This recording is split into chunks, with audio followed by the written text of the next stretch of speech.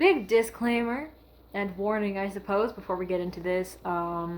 If you like the Voyage of the Dawn Treader movie, don't watch this video because I don't like it, and this is basically just all of the reasons that I don't like it. If you don't want to hear my super negative opinions about the Dawn Treader, then just don't watch this. I won't be offended. Do whatever makes you happy. And if you want to hear my opinions, that's cool. And if you agree with me already, then strap in, because I'm going to talk about every single reason that I hate the Voyage of the Dawn Treader movie. Obviously, my opinions are somewhat biased because I wouldn't say a book purist, but I am a book fan. Like when I talk about Narnia, I am talking about the books. I like the movies. I like the first movie. I am in the minority of disliking Prince Caspian, but I'm not in the minority. Well, of book fans, I feel like all of book fans agree that The Dawn Treader wasn't amazing, even if you do like it. Everyone knows it's a really bad adaptation, but a lot of people still have a lot of nostalgia for it, and I'm definitely one of those people because for years after it came out, I was like, watch it every day. I'm not even joking. There was like 3 years where I watched it every single day and never had a problem with it. As like a teenager, like I wasn't a small child, like I loved this movie, but I started realizing there were problems, and like a lot of people say, a lot of fans say that it's a good movie and a bad Narnia movie, but it's just a bad movie, like straight up. There are very few redeeming qualities about it for me now, and I honestly even enjoyed watching it up until like maybe the end of 2020, like the end of last year. I just watched it for fun all the time, like knowing that it was bad and still enjoying it. And that's like one day I just watched it and I was like, this is actually trash and I can't enjoy it anymore. There's still parts that I like, but it doesn't make up for the rest of it, and I can't, it's just not fun. Which is sad. I really miss being able to enjoy watching The Dawn Treader. So yeah, if you like it, please continue liking it for me. Enjoy it for me, because I can't like it anymore. So the way this video is going to work is I filmed myself watching the whole movie, and that's what a lot of the ranting clips are from, because I wanted to make sure I didn't forget anything, but I'm also filming separately from that to fill in the blanks when I think of more things.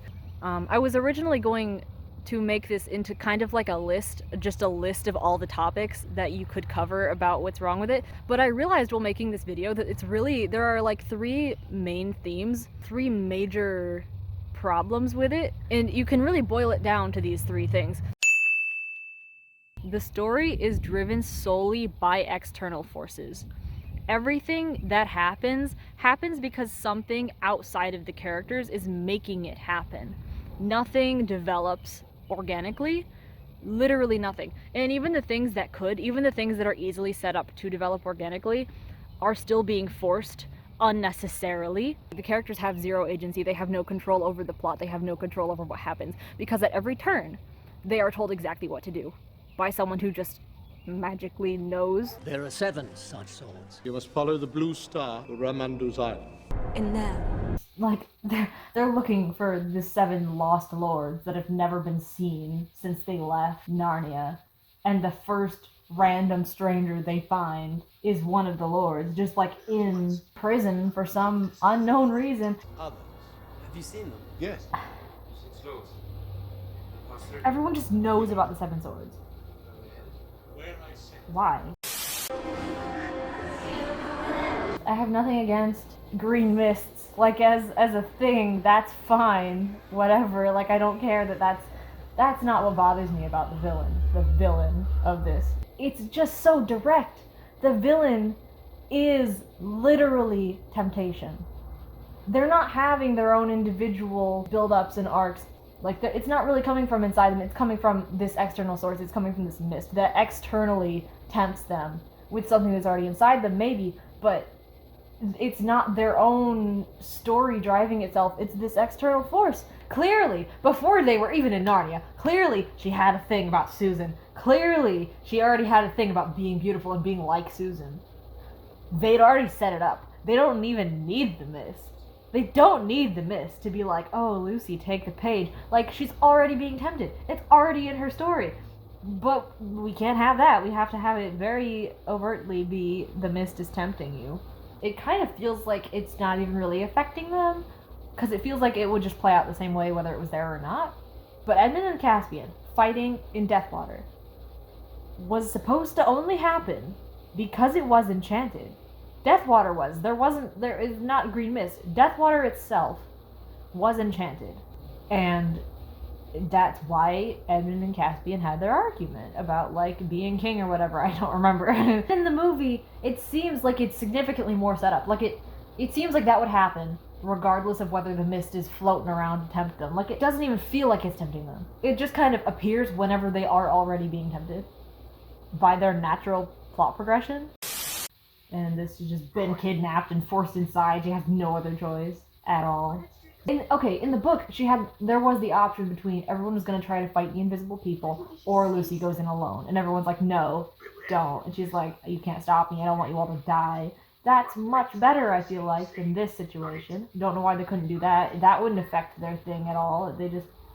I guess it's less menacing if they have dinner with them. The studio and the director both had no regard for canon, the book or the movies. They had no regard for canon, consistency, or logic. Nothing makes sense. Like, seriously, nothing in this movie makes sense.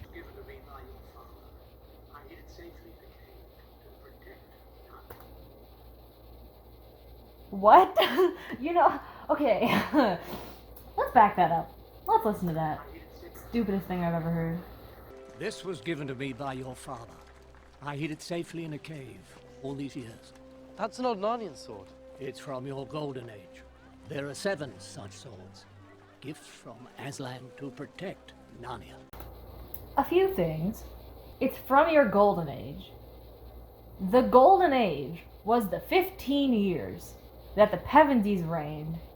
If it was from their golden age, Edmund and Lucy would recognize them. But they don't know what it is, because it's not from their golden age. Secondly, why would Caspian's dad specifically give them to the 7 people that Miraz sent away? I'm pretty sure he sent them away after Caspian the Ninth was dead, too. So how did he know which 7 were going to get sent away to the ocean, where the swords are just very conveniently necessary? And third, they're Telmarines.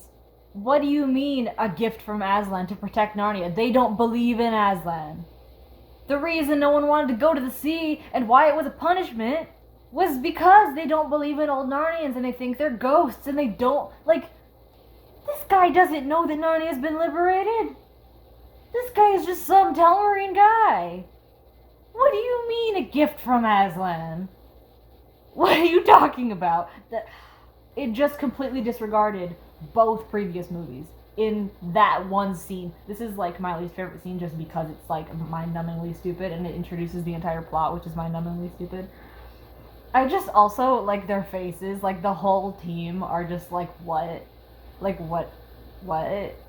Edmund's face is what's going on? They're so confused. I'm so confused. I mean what lies behind this. I mean what lies behind the mist? Nothing does. Obviously he means the literal physical island because they can't be bothered to have anything deeper than that. Wow. To steal the light from this world. What does that mean? What does that mean? It doesn't mean anything. It's just evil. It isn't anything. It's just evil. There's nothing there. There's no person behind it. There's no, who made it? Where'd it come from? We don't know. Maybe they were going to try to explain that in Silverchair, but guess what? We didn't get a Silverchair because this movie was so bad that it didn't make any money, and they can't make the Silverchair. So, I want to know, can they see it? Because they can see it on the island. We can see the island. And they can see it eat the people. But can they see it when it's right there, when it's there when they're being tempted? It should maybe be a little bit of a hint, oh, maybe I shouldn't listen to my thoughts right now because I can kind of literally see the green mist right there. Is it supposed to be invisible? Why does Peter's sword turn blue?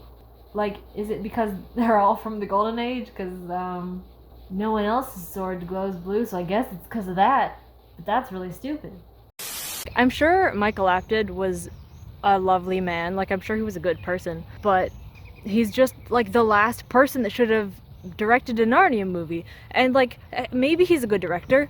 I don't know, I've never seen any of his other movies. But it's clear from his attitude and his decisions that he just added to the problem. He didn't make it any better. After the second film, a new director took over and a new studio took over. and the director sort of said, I don't think the Telmarines need to speak with that accent, so maybe just use your own accent. And so for the third film, I just had to go back to using my own accent.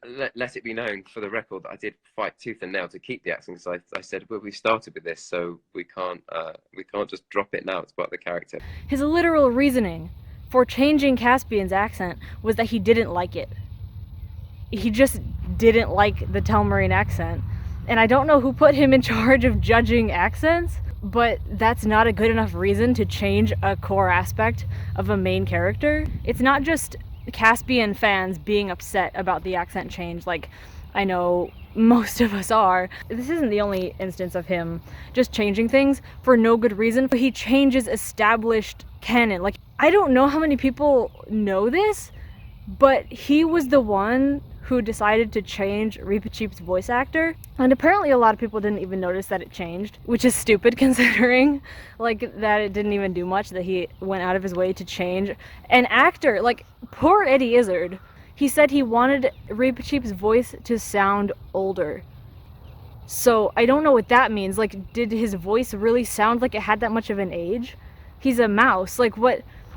How is that even relevant? But the thing that upsets me the most,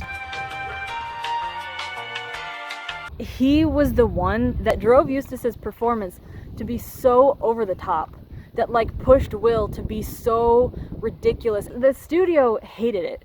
The studio literally said, like, this is ridiculous, this is too far, he's not sympathetic at all. And Michael Apted has the gall to say, sympathetic? There's not a breath of a hint of sympathy in what Lewis wrote. Excuse me? Eustace is a very sympathetic character, and for one thing, C.S. Lewis has never in his life written a one-dimensional, one-tone character the way that Eustace is in the movie. That is not how C.S. Lewis wrote him. And yes, he was over the top in the book, but he was over the top in a very specifically satirical way that was mocking certain ideas that he found ridiculous. But Eustace as a character was never less of a character for that. He was always sympathetic, and he was lonely. Like, that was the point of him. The point of him holding these lofty ideas about himself and how people ought to be, and holding that over the Narnians and thinking he's so much better. The point of that was not that he was ridiculous and without sympathy. The point of that was that he was so far removed from people of his own accord, and because of the way he was raised, that he was lonely and didn't know it. And that's the reason he became a dragon, was to feel that disconnection from the others and realize that he needed it, and realize that he missed it. That's his character arc, is realizing that he needs people and that the way he is alienates people. And he needs to learn that that's wrong. But the way the movie plays it, he's a cartoon character. The studio, for once, was right. That was just too far. And Michael pushed for it. Like, he literally said he fought for it. And kept Eustace that way, in spite of the studio who had already ruined the movie. Like, the people who made a bad movie, even they knew that was dumb. Even they knew that was a bad call. And he kept it in. Like, of all the things to fight for, he literally says, his, as in C.S. Lewis's, his whole point was that Eustace was insufferable. And yes, he's supposed to be insufferable, but that's not the point. That's his problem, that's his flaw. Every character has a flaw. Edmund was a traitor, and you don't see them playing Edmund up like he has one trait that is to betray. Like, he had depth and he had reasons behind the way he was, and that doesn't make it right. But he had reasons for why he was that way, and he had depth, and he had flaws, and he had things that he wanted that he wasn't going about getting them in the right way. And that's what character arcs are supposed to be. But the movie plays Eustace like he's insane, and then he turns into a dragon, and that fixes it for some reason. We never see why. How is it an effective character arc if we don't know why he changed, and we don't even know what changed? Because when he becomes a boy again, He's unrecognizable. He's not the same character. No one would believe that that sweet person who, like, actually smiles and respects Aslan and cries when Ribachi believes, no one would ever believe that that was the same character as the one at the beginning, because he wasn't sympathetic. He wasn't a person. He was a caricature. It doesn't make sense. It makes me so angry. Because that's not Eustace, and that's not the story, and C.S. Lewis never meant it to be that way. The book was very difficult to transfer onto a screenplay. It's full of wonderful incidents, hopping from island to island, which is wonderful. As a bedtime book, you read a chapter to the child and then tuck them up, then get to the next chapter. It doesn't necessarily have to follow on with great urgency, but in a movie that's a death. A movie has to have a drive, has to have a motor. And there wasn't really a motor in the book, so we sort of had to find a way to put one in. And here's the dumb thing. The way that they try to justify it, the way that they try to explain it, doesn't even work. It doesn't even make any sense, because if you know anything about the books, you realize that it's not even true. And the way we did it was entirely honourable, because we looked forward into the next book, Silverchair, and found there was a big chunk of that missing. Where? What is missing in this? There's nothing missing. You know, Silverchair is about Narnia being attacked from the underground, but there's no mention ever of how these people get into the underground, not how these people are kidnapped and sent underground to prepare for war against Narnia. So that's the element that we injected into the Dawn Treader to just give it a kind of thrust and to give it a slightly stronger sense of dramatic purpose than the book has. What people? They're gnomes. What do you mean there's no mention of how the people got down there? What people? The only human in Underworld was Rillian. And Rillian isn't born yet in Voyage of the Dawn Treader. So, like, I can read you the passage, like, if you're confused. This is Galg explaining what happened. The gnome Galg. You see, we're all poor gnomes from Bism, whom the witch has called up here by magic to work for her. Was that enough explanation? Like, I feel like that was enough explanation. He goes on, like, we get descriptions of Bism, we get descriptions of the magic and, like, how they'd forgotten everything. It's all explained. There's nothing missing. I don't understand what they thought was missing. Like, it's not true. The whole underground thing, like, how does that even tie into it?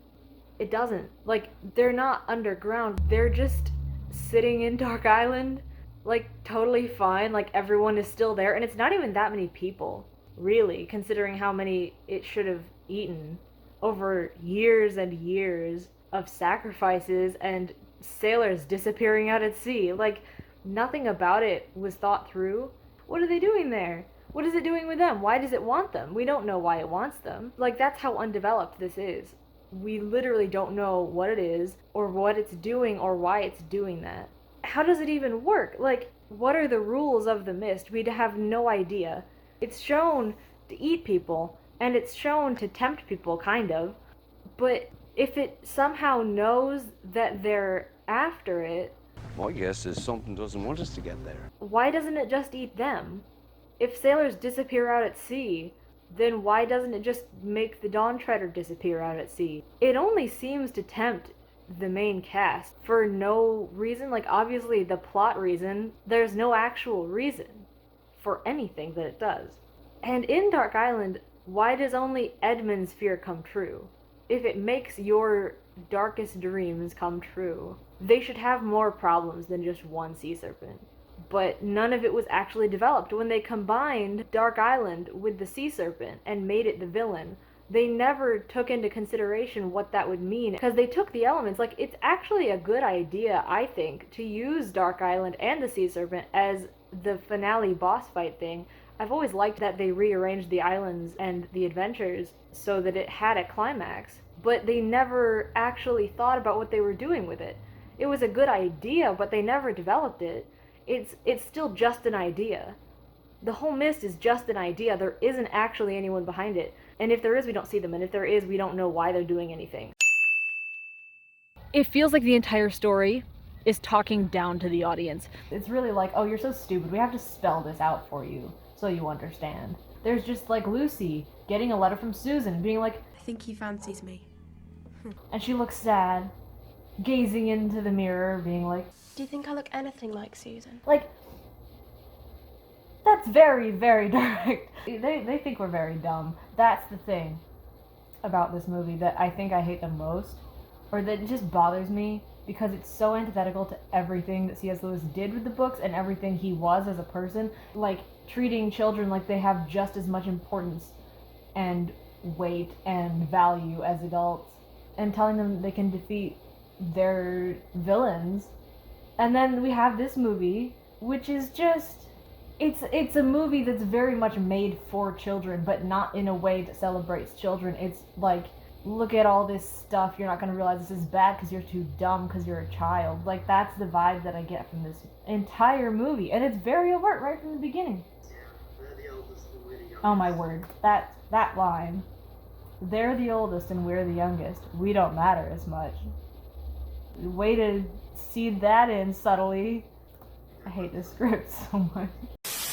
What makes me so angry about Michael Apted directing that movie is that he fundamentally does not understand C.S. Lewis and does not understand Narnia. Look at him compared to Andrew Adamson, who, as many problems as I have with Prince Caspian, Andrew loves Narnia and C.S. Lewis, and he loves the stories, and he cares because they're important, and he knows why they're important, because they were important to him. Just listen to any interview for The Lion, the Witch, and the Wardrobe, and it's mesmerizing. Like, he cares so deeply, and Michael comes into this with no attachment to it, and with no respect for it. And I understand that the director isn't always going to have this deep attachment to the source material, but they should at least respect it, and they should at least want to stay true to it. And he talks like he's so far above it and above everyone.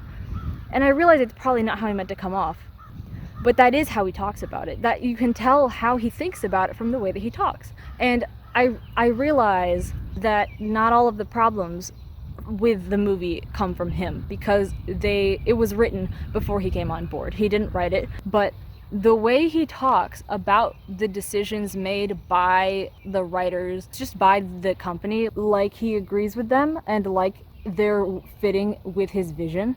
And if anything, even if this isn't about Michael, it's just an insight into how this movie was thought of and how this story was thought of, with no regard for the spirit behind it. Also, if you're wondering why I'm in a cemetery, it's because my husband is home and I don't like recording videos when people are around, but I was so angry while I was editing and getting clips of interviews to put in the video that I had to like run to the cemetery, which is like the only place that's quiet nearby, to film this, because I'm so mad and I needed to say it when I was angry. So that's what I had on my 3 main points of like what really went wrong, what at the core went wrong. I think even most of the other things I'm about to list do come back to those, but here are just some other topics that I wanted to cover that don't really fit perfectly into those 3. Wow, this scene is actually like a direct parallel to the Peter being annoying at the train station thing. I mean, don't you ever get tired of being treated like a kid? We are kids. Well, I wasn't always. Squirt? He barely had 2 years on me. I'm a king. I've fought wars and I've led armies. Edmund isn't supposed to have an arc, because he had his already in the first movie. And it's not to say he can't have another arc, but like, it's the same arc. That's the problem. It's, I want to be king, and I want to be better than Peter, and why does Peter get everything? That's the arc he had in the first movie. And he just does it again, but with Caspian. And Peter. It's the same. Edmund is supposed to serve as a foil to both Caspian in terms of being a king, and Eustace in terms of being out of his depth his first time in Narnia. Edmund is the foil character. He's not there for no reason. Just because he doesn't have an arc doesn't mean he doesn't have a purpose in the story. He's very important to the story, but his purpose was robbed from him when they gave him this recycled arc, which doesn't make any sense for his character at all. And the way that they use Jadis is just such an obvious example of that, because it makes no sense. Her inclusion doesn't make any sense, and it feels like they're using her for 2 completely different things at the same time. You're dead. It seems like she's there because he is afraid of her. Like, that was a nightmare. That wasn't a temptation. That's him being like, oh no, it's Jadis. Get away. It's like they're directly reminding us that he's already been through this arc, but simultaneously just doing it again. It seems like his whole thing with the mist is that it brings Jadis to come scare him, I guess. I don't know how that's a temptation. I don't know why that was happening on the ship. Because obviously, when Roop is like, it becomes them, it becomes your fears, he thinks of a sea serpent. Like, even if you're just talking about your fears, like, it's not Jadis. If that was really what it was, then Jadis would just appear in the flesh, I guess. But she doesn't. And his final temptation is still Jadis for some reason? Like, why is she there? I don't understand. Basically, they gave the mist Jadis's face.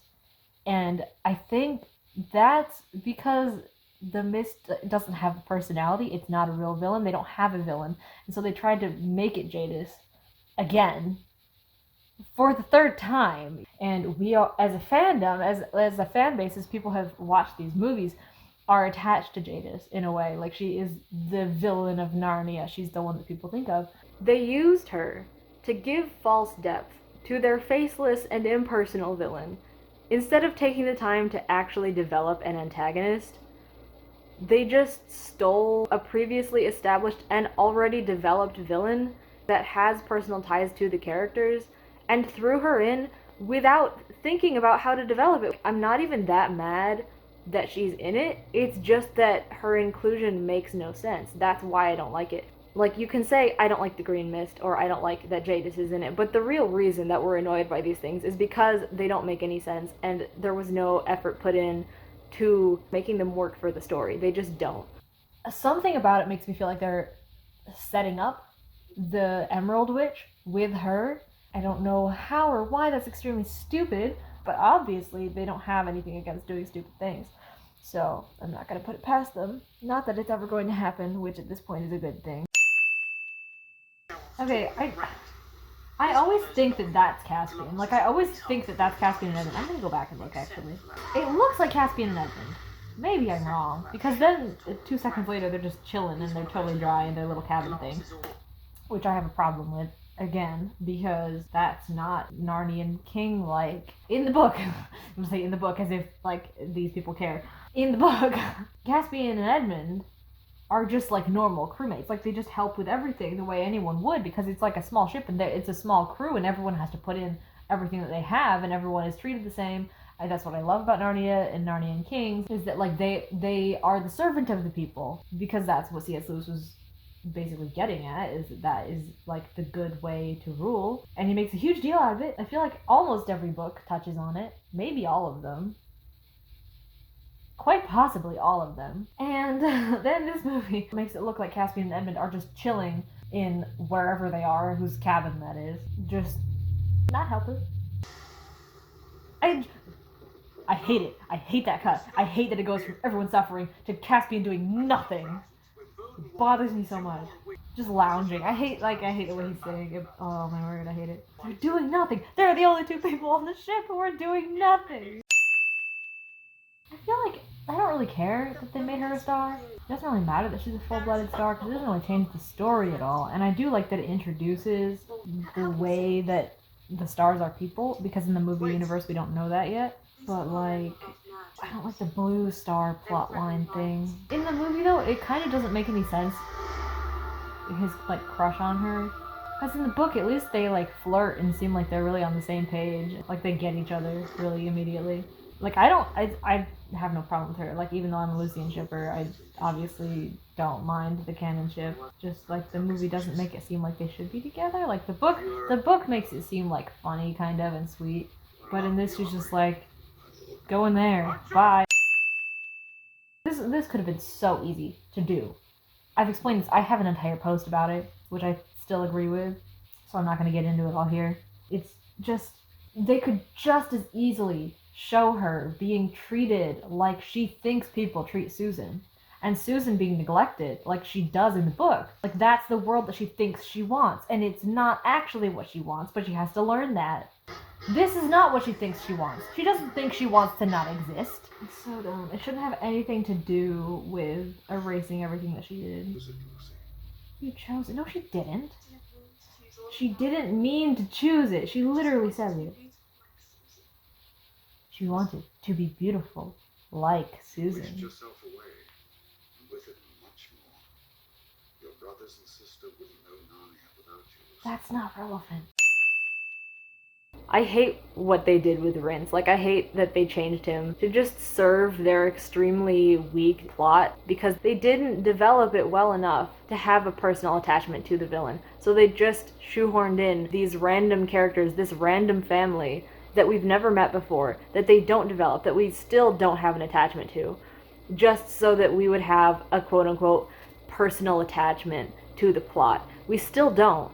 And they ruined Rince just to do that. And they added Gale just to do that.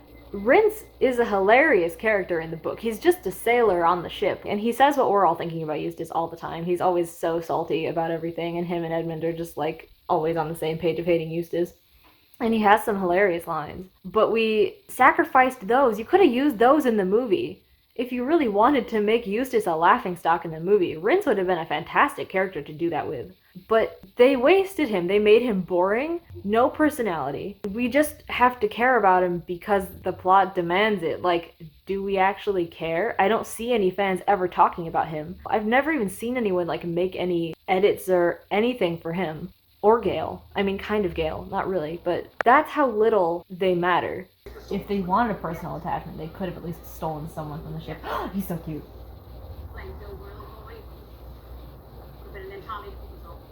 He's so cute. Eustace is the first to fight the sea serpent, like he is in the book, but it means very little in comparison, because in the movie he is still a dragon, which he is not supposed to be. And as a dragon, he's clearly the most suited to fight a sea serpent. In the book, he's just Eustace. He's this child. And goes with Caspian's second best sword and absolutely destroys the stupid sword on this sea serpent. Not having a clue what he's doing, but he is the first one that goes and attacks it. As a human. Like, as a small person. It's a good moment. And we don't have that in this. It's very different. Because he's a dragon. He's not this kid. He's not, like, reformed Eustace yet. He doesn't feel like Eustace, because it's not the Eustace that we've been seeing. He's not the Eustace. He doesn't look like the person we associate with Eustace's negative traits. The dragon feels like a completely different character in the movie. And I have a hard time associating him with Eustace, which is why I really don't care when he's on screen. I don't feel like he's my favorite character anymore. I feel like he's just this animated dragon thing. Doesn't have any of the same effect for his character, I feel like. Even though, as a dragon, it would still be like, maybe we don't really want to fight the sea serpent, but he does it anyway, so it's cool. But he's a dragon. I mean, he still gets demolished by the thing. I don't know. I don't like it.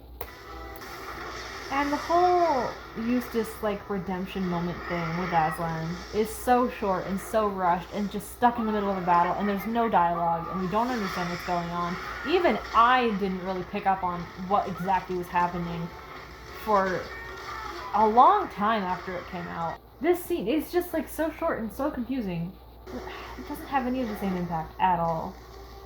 I mean, that shot is nice. The shots are nice. We just don't know what's happening. Also, what the heck even... Where are they? There's just a strip of sand in the middle of the ocean. I mean, it must be connected to the island. Oh, no, he just teleported. I was today years old when I realized he teleported.